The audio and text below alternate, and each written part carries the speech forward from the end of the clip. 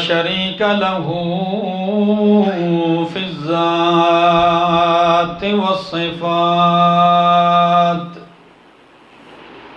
والصلاة والسلام على من أرسل بالبراهين والبينات وعلى آله وأصحابه وأهل بيته الطيبين الطاهرات أما بعد فأعوذ بالله من الشيطان الرجيم بسم الله الرحمن الرحيم إنا أنزلناه في ليلة مباركة وقال تعالى إنا أنزلناه في ليلة القدر وقال النبي صلى الله تعالى عليه وسلم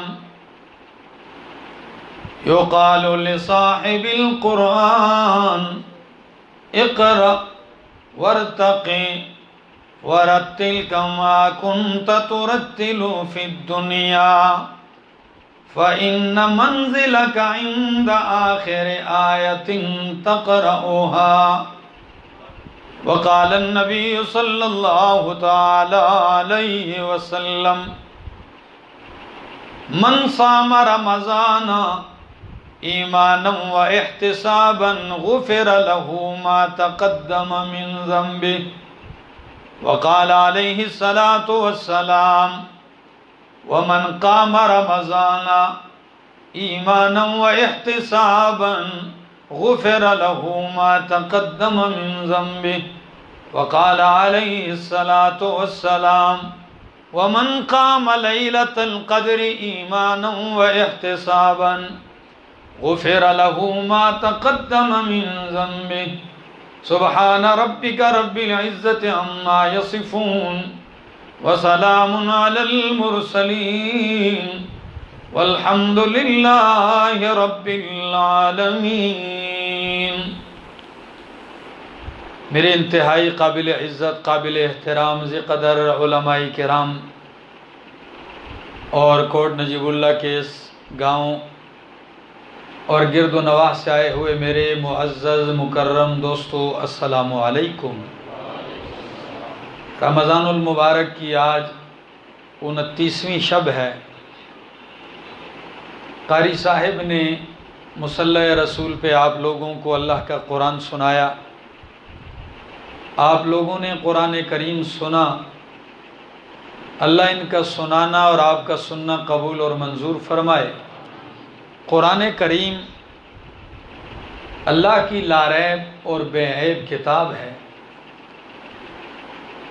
یہ ایسی کتاب ہے جو آپ کی زندگی کا ہر شعبہ اس میں آپ کی رہنمائی کرتی ہے، اور یہ آپ کے لیے 24 گھنٹے کی کتاب ہے، سال کے 12 مہینے کی کتاب ہے۔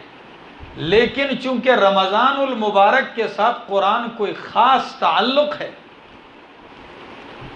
ایک خاص رشتہ ہے،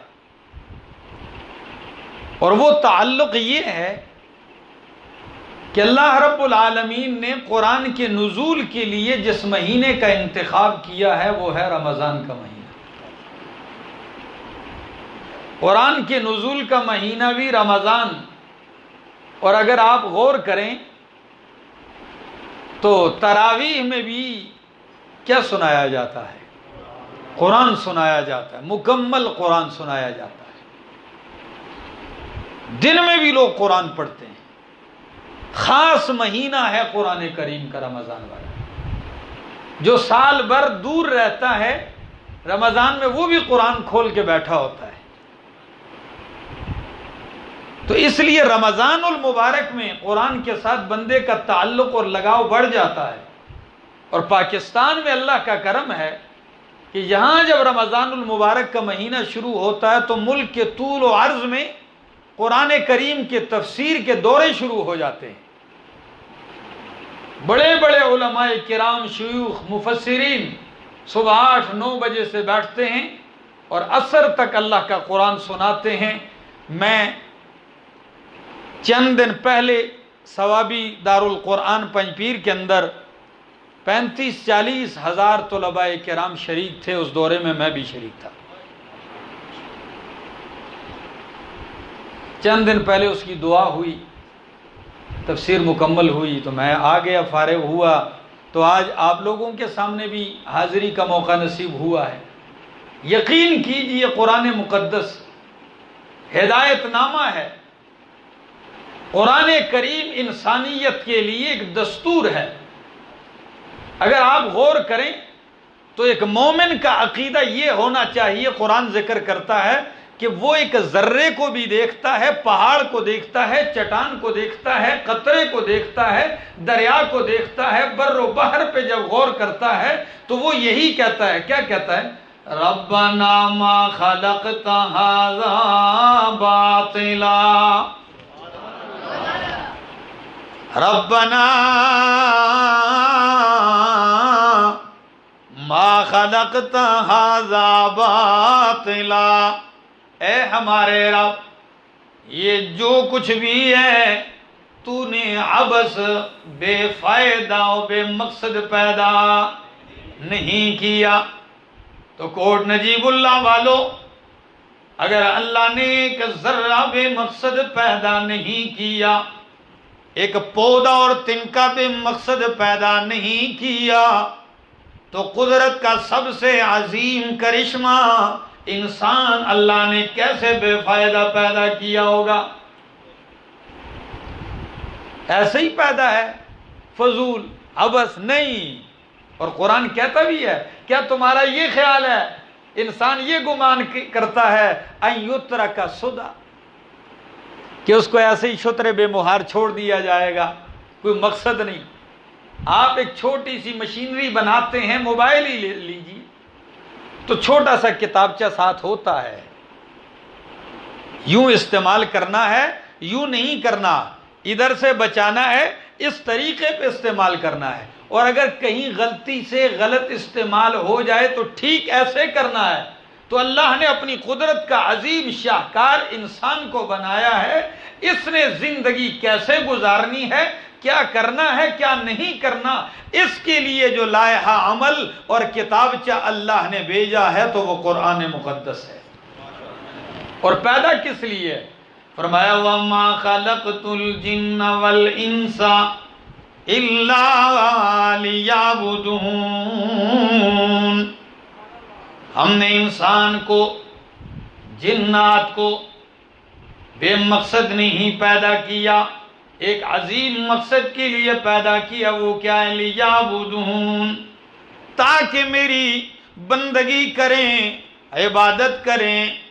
عبادت سند المفسرین، حبر الامت، ترجمان القرآن حضرت عبداللہ ابن عباس رضی اللہ تعالیٰ عنہ، قربان جاؤں، حضرت عبداللہ ابن عباس عمر 13-14 سال کی ہے جب اللہ کے پاک پیغمبر دنیا سے رخصت ہو رہے ہیں. کتنی عمر کے تھے؟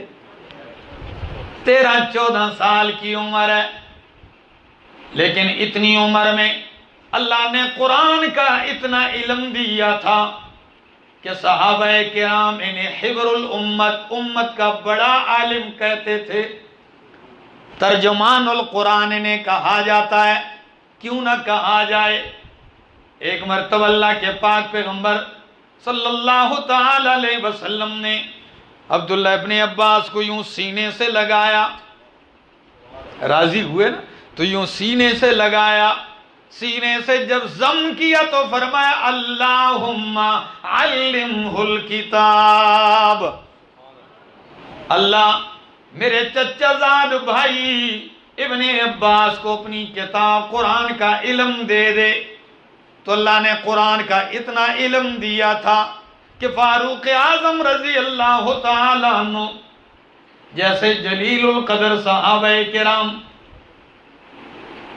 آپ کو ایک عجیب بات بتاؤں، اتنی عمر میں ان کو بدریین کے ساتھ بٹھاتے تھے. تو بعض بزرگوں نے کہا کہ آپ ان کو ہمارے ساتھ برابر بٹھا دیتے ہیں، حالانکہ ہمارے بچے بھی ان سے عمر میں بڑے ہیں.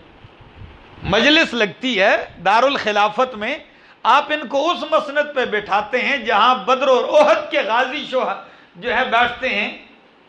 تو فاروق اعظم نے فرمایا ان کو میں نے آپ کے برابر نہیں بٹھایا ہے، ان کو آپ کے برابر قرآن کے علم نے بٹھایا ہے. تو عبداللہ ابن عباس معنی کرتے ہیں، وہ کہتے ہیں قرآن میں جہاں لفظ آتا ہے اعبدو عبادت، تو اس کا معنی ہوتا ہے وحدو. تو اب معنی ہوگا ما خلقت الجن والانس الا لیعبدون، کہ ہم نے انسان اور جن کو اس لیے پیدا کیا لیعبدون اے لیوحدون، تاکہ میری توحید کا پرچار کریں، میری وحدانیت مانیں، توحید کے ساتھ عبادت کریں. تو عبادت کے طریقے قرآن بتلاتا ہے. تو آپ کو زندگی کا دستور دیا ہے اللہ نے قرآن مقدس کی صورت میں. قرآن حقیقت میں ہدایت نامہ بن کے آیا ہے. ہاں یہ الگ بات ہے، کسی نے اس کو چومنے کی کتاب سمجھ رکھا ہے، کسی نے اس کو غلافوں میں بند کر رکھا ہے، کسی نے بازو کے ساتھ لٹکا رکھا ہے، کسی نے گلے میں لٹکا رکھا ہے، تو کوئی پانی کی بوتل میں گھول گھول کے پی رہا ہے، کسی نے کفن پہ لکھ دیا ہے، کسی نے قبرستان مردے کے ساتھ بیچ دیا ہے، کسی نے قبر کے اوپر لکھوا کے رکھ دیا ہے. حالانکہ قرآن اس لیے نہیں آیا تھا. قرآن کس لیے آیا ہے؟ شہر رمضان الذی انزل فیہ القرآن ھدی للناس، ہدایت بن کے آئے لوگوں کے لیے. ہدایت کا معنی کیا ہے؟ رہنمودن، راہ دکھانا، یعنی یہ آپ کو راہ دکھائے گا تجارت کیسے کرنی ہے، راہ دکھائے گا جج صاحب آپ نے فیصلہ کیسے لکھنا ہے، یہ راہ بتائے گا. چیف صاحب فوج کو کیسے منظم کرنا ہے، تیار کرنا ہے، یہ آپ کو راہ بتائے گا. بادشاہ وزیر اعظم صاحب ملک کیسے چلانا ہے، حکومت کیسے کرنی ہے، یہ آپ کو راہ بتائے گا. آپ خاوند ہیں، بیوی سے زندگی کیسے گزارنی ہے، یہ آپ کو راہ بتائے گا. اگر آپ عورت ہیں، خاوند کے ساتھ زندگی کیسے گزارنی ہے. اگر آپ والدین ہیں، بیٹوں کی تربیت کیسے کرنی ہے، قرآن بتائے گا. ہاں میت کا ترکہ کیسے تقسیم کرنا ہے، میراث، یہ قرآن بتائے گا. رب کی پہچان کرنی ہے، یہ قرآن بتائے گا. یہ ہدایت نامہ بن کے آیا. لیکن افسوس کہاں ہیں وہ لوگ جو اس کو سیکھیں، اس کو سمجھیں، یا سمجھنے والوں کی بات سنیں، سمجھنے والوں کے پاس جائیں. قرآن تو بار بار ذکر کرتا ہے. مثلا اللہ کا قرآن کہتا ہے لو انزلنا هذا القرآن على جبل. کوٹ نجیب اللہ والو توجہ ہے، میں ابھی ایک بیان کر کے آیا ہوں، روزہ بھی تھا، تھکاوٹ تو مجھے بھی ہے، لیکن بہرحال 29ویں شب ہے، کچھ سن لیں، کچھ سننے کا موقع دیجئے. فرمایا لو انزلنا هذا القرآن، اگر ہم اس قرآن کو اتارتے علی جبل، پہاڑ پہ، لرأیتہ خاشعا متصدعا من خشیت اللہ، تو پہاڑ کو دیکھتا کہ وہ اللہ کے ڈر سے، خوف سے ریزہ ریزہ چور چور ہو جاتا. اللہ. علامہ ابن عاشور اپنی تفسیر التحریر والتنویر میں عجیب بات ذکر کرتے ہیں. وہ کہتے ہیں لو انزلنا هذا القرآن علی جبل، اگر بالفرض ہم قرآن پہاڑ پہ اتارتے. مطلب کیا ہے؟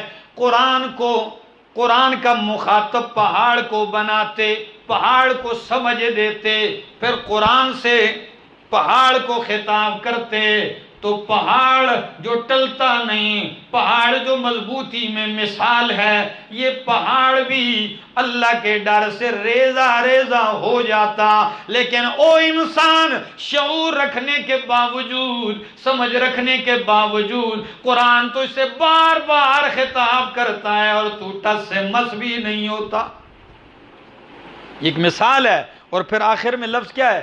فرمایا وَتِلْكَ الْأَمْثَالُ نَضْرِبُهَا لِلنَّاسِ وَتِلْكَ الْأَمْثَالُ نَضْرِبُهَا لِلنَّاسِ لَعَلَّهُمْ يَتَفَكَّرُونَ۔ سورہ حشر کا آخری رکوع ہے، توجہ چاہوں گا۔ فرمایا وَتِلْكَ الْأَمْثَالُ نَضْرِبُهَا لِلنَّاسِ، یہ مثالیں ہیں قرآنی، ہم لوگوں کے لیے بیان کرتے ہیں۔ کس لیے؟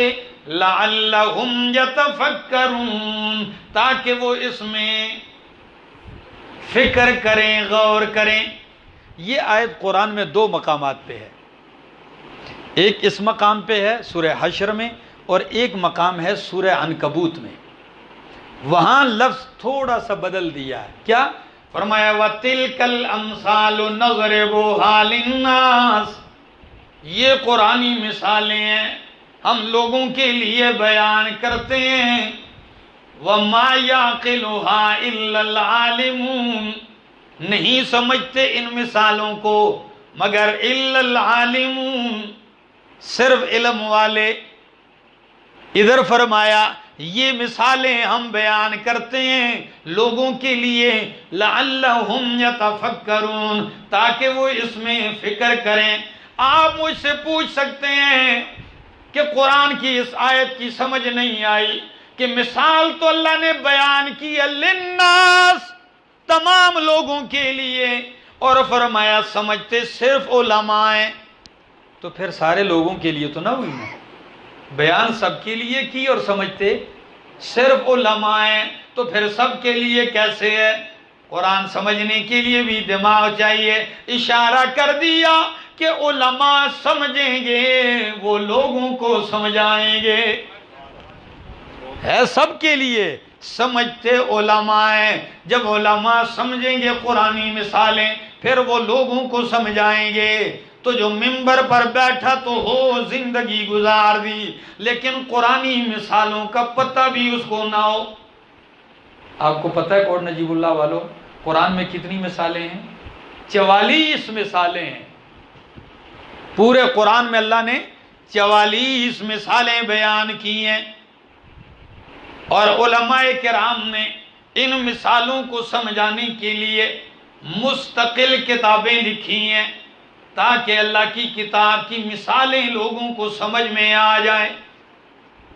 جس طرح اللہ نے مثالیں بیان کی ہیں قرآن میں، اسی طرح معلم کائنات امام الانبیاء محمد الرسول اللہ صلی اللہ تعالی علیہ وسلم نے بھی اپنے صحابہ، اپنی امت کو سمجھانے کے لیے کئی مثالیں بیان کی ہیں۔ ایک مثال آپ کو سنا دوں جی، تھکے بیٹھیں کہ پکے؟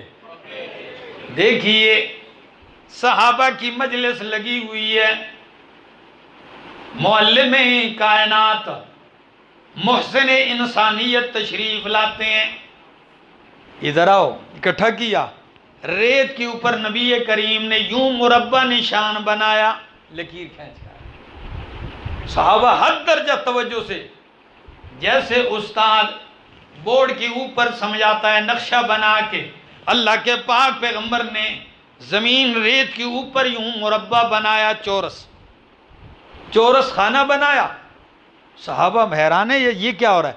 بیچ میں پھر ایک لکیر کھینچی اس مربع کے اندر، اس چورس خانے کے اندر، پھر اس ایک لکیر کے دائیں بائیں چھوٹی چھوٹی اور لکیریں کھینچی۔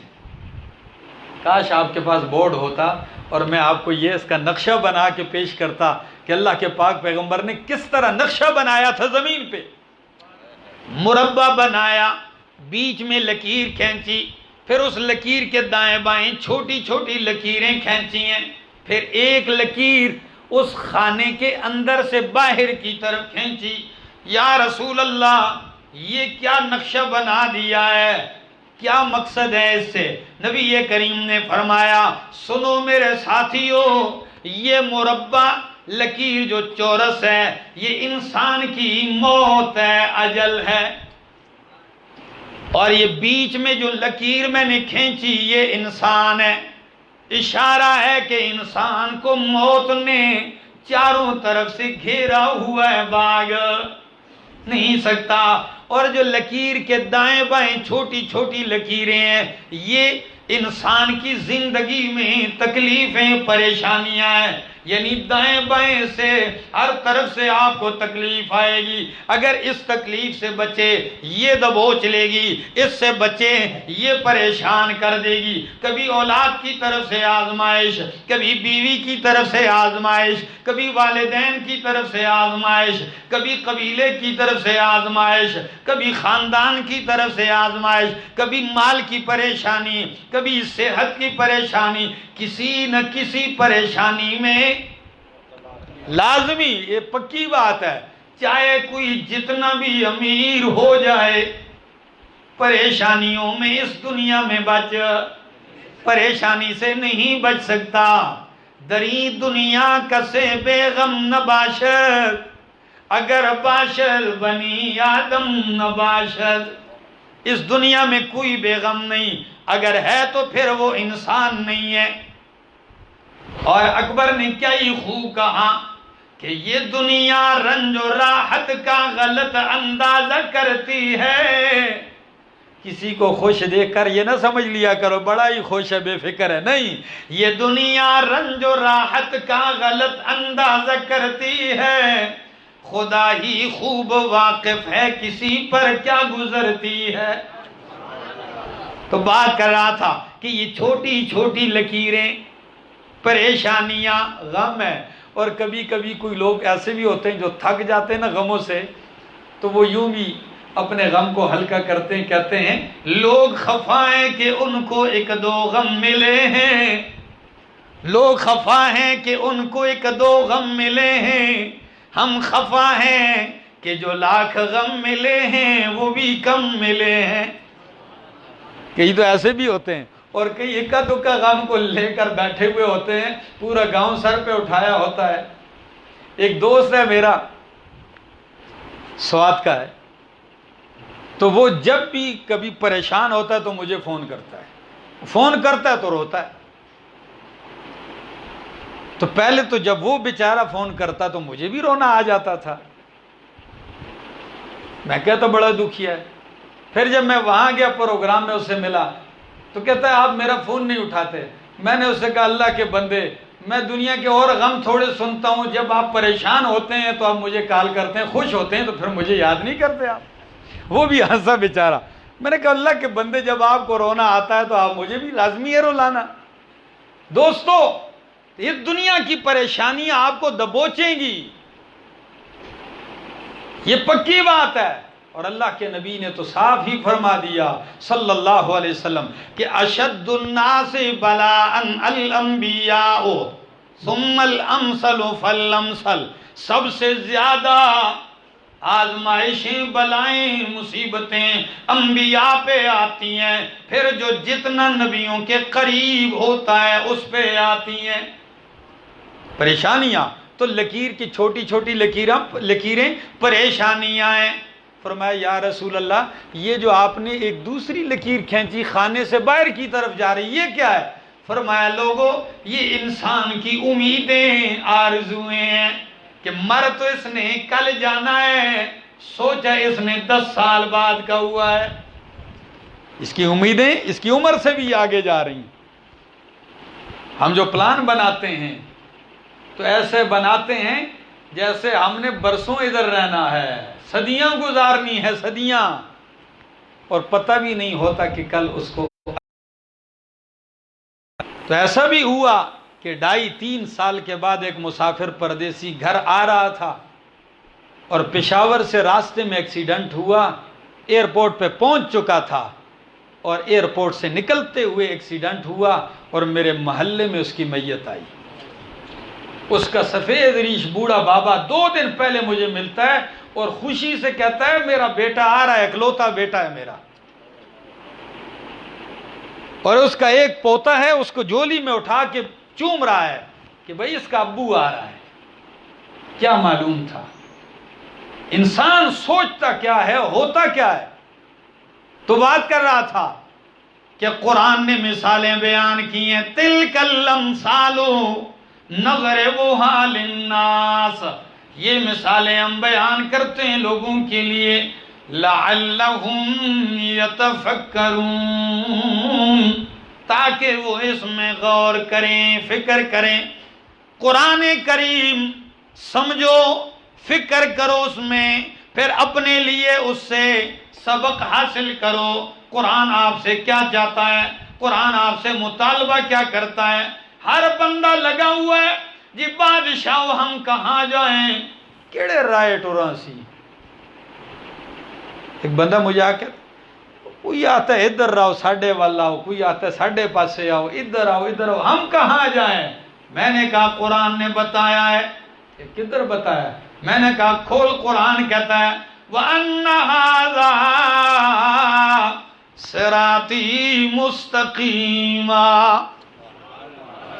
وَأَنَّ هَذَا صِرَاطِي مُسْتَقِيمًا، یہ قرآن یہ سیدھا راستہ ہے میری طرف، هَذَا صِرَاطِي مُسْتَقِيمًا، یہی میرا راستہ ہے سیدھا، یعنی میرے پاس آنا چاہتا ہے تو قرآن والے راستے کو پکڑ لے، فَاتَّبِعُوهُ، اس کے پیچھے ہو جا، وَلَا تَتَّبِعُوا السُّبُلَ فَتَفَرَّقَ بِكُمْ عَنْ سَبِيلِهِ، گڑبڑ راستوں کے پیچھے نہ جاؤ، تمہیں رب کے راستے سے بھی بھٹکا دیں گے۔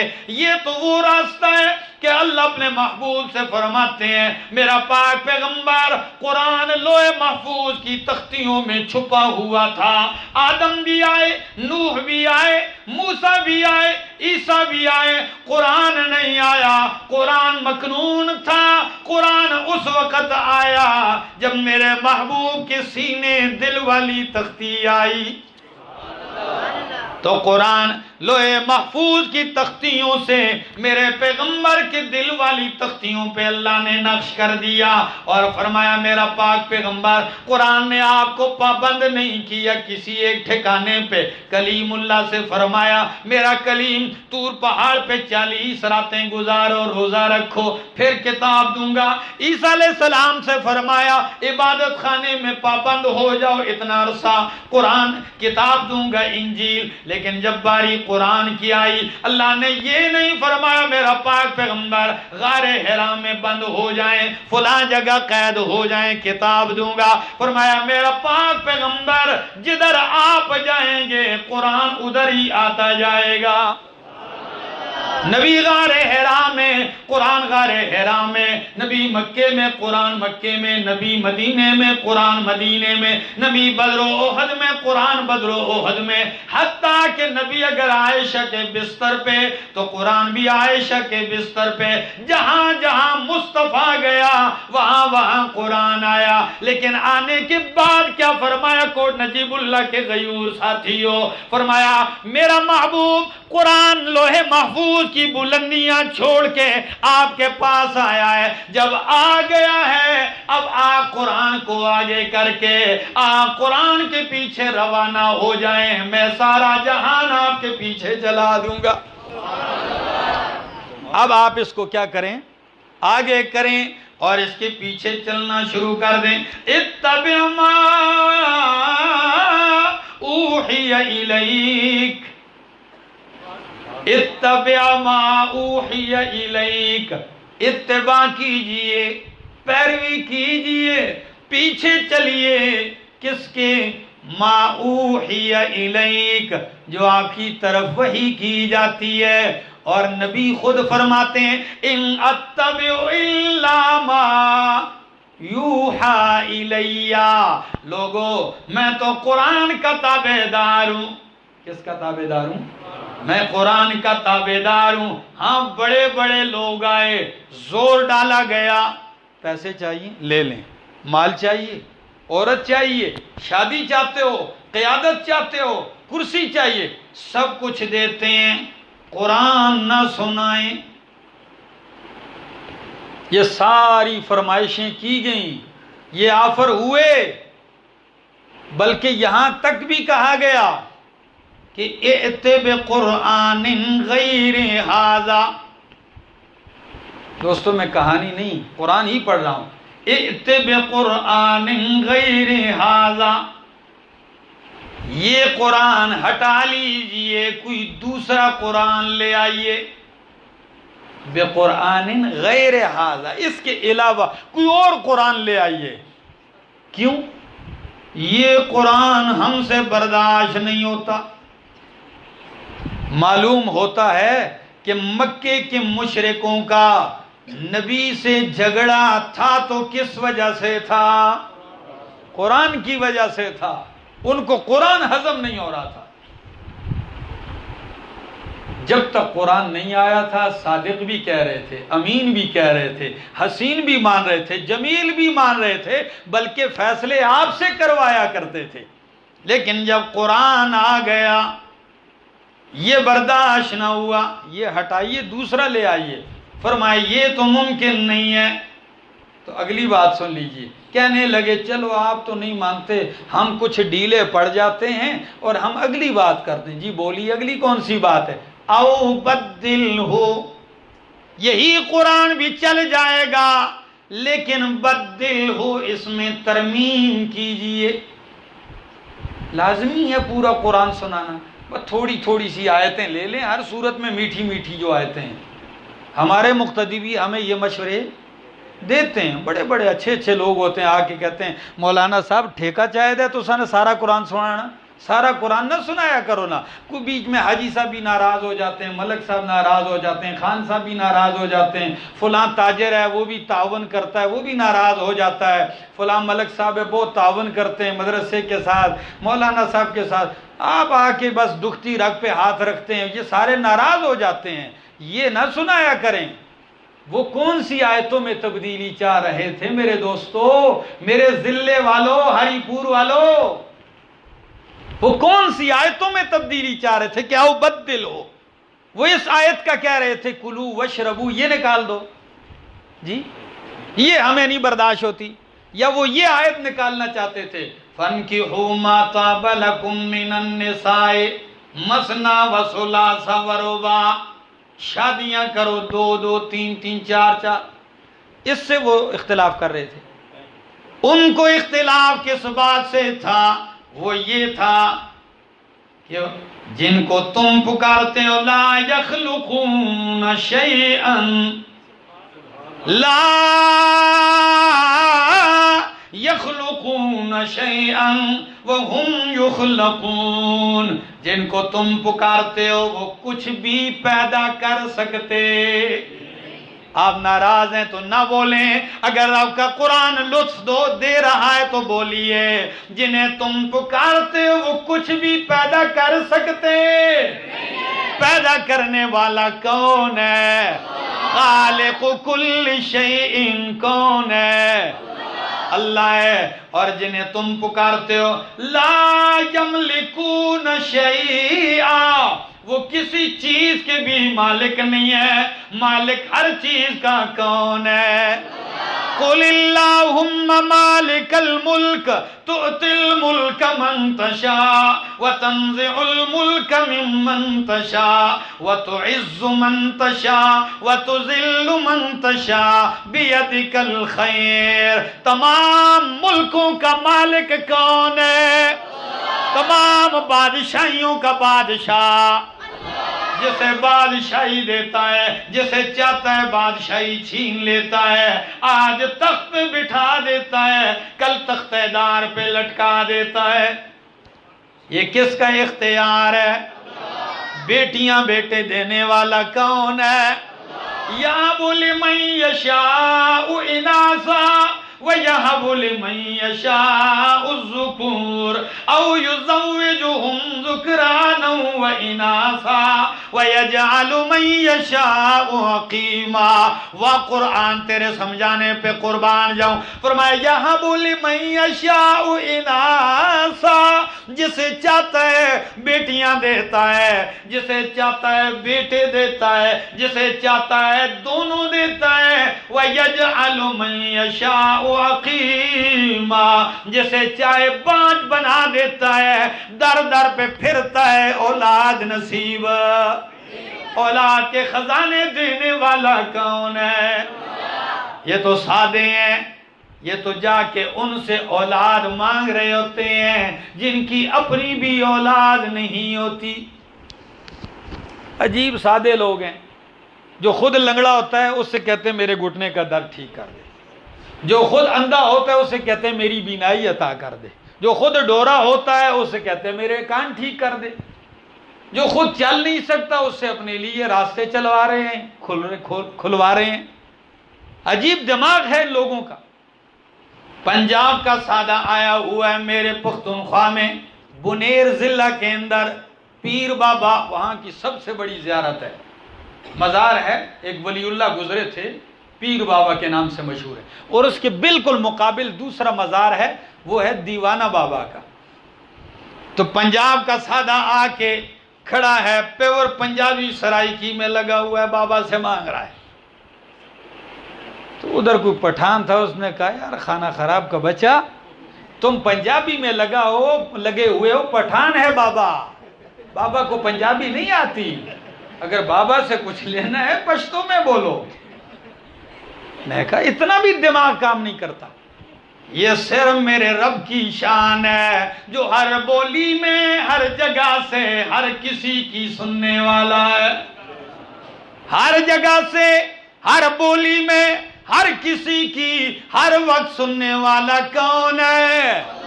ان ربی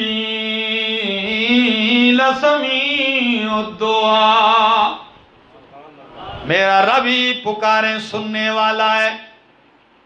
اور یہ بھی ایک عجیب بات ہے، ایک علاقے کی بات بتاؤں، جہاں ایک شہید تھے، لوگ ان سے مانگنے آتے تھے۔ کیا کریں، ہمارے لوگوں کا اور کوئی کام نہیں ہے، بابوں سے مانگتے ہیں، شہداء کی قبروں پہ جا کے ان سے حاجتیں مانگتے ہیں۔ تو شہید کا دھڑ جو ہے وہ وادی کے دامن میں دفن تھا، اور شہید کا سر پہاڑ کی چوٹی پہ دفن تھا۔